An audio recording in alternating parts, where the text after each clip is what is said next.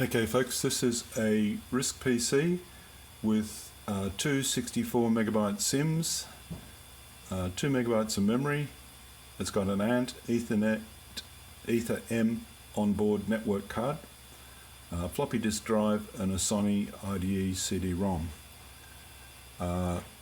That's the CMOS settings that it's got at the moment up the front.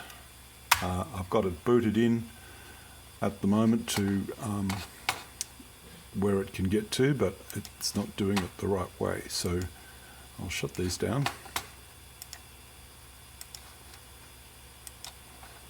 And boot it up without pressing any keys on the keyboard.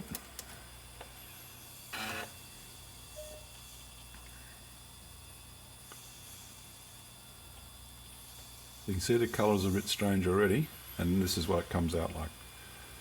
So the CD-ROM's enabled, the hard drive, the floppy drive. It's got AUN enabled, which I've not done any. I'm not sure why that's there, but I've never done anything with that. It's got the apps, and so you can run that, but you can't run boot because the boot hasn't finished properly. All right.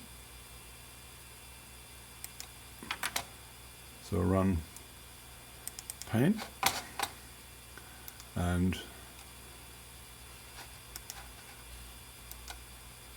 we'll go to the mode setting on the display icon, and it brings up that.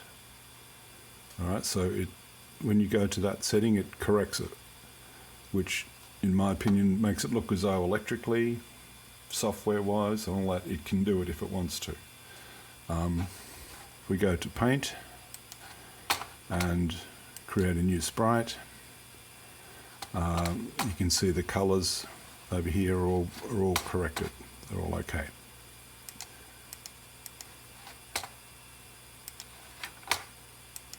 Okay. So I'll now press the delete key and get it to reboot again.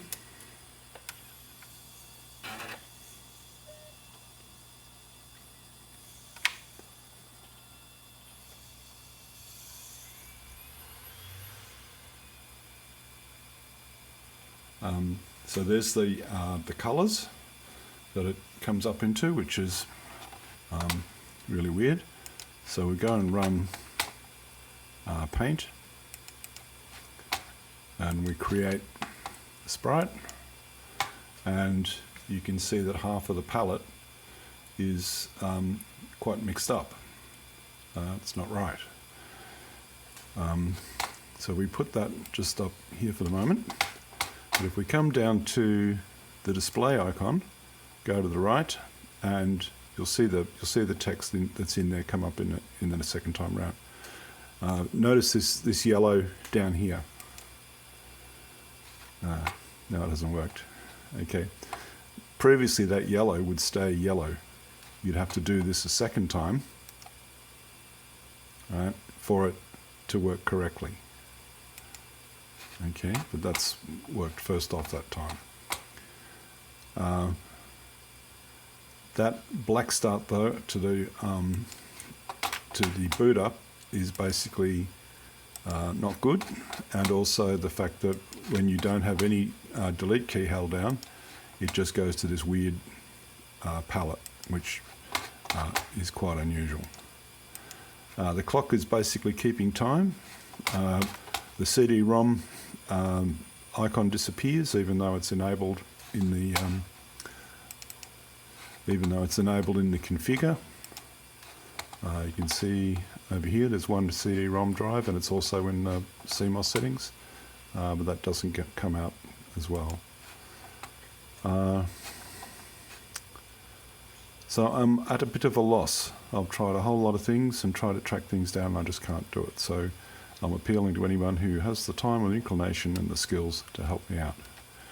Thank you.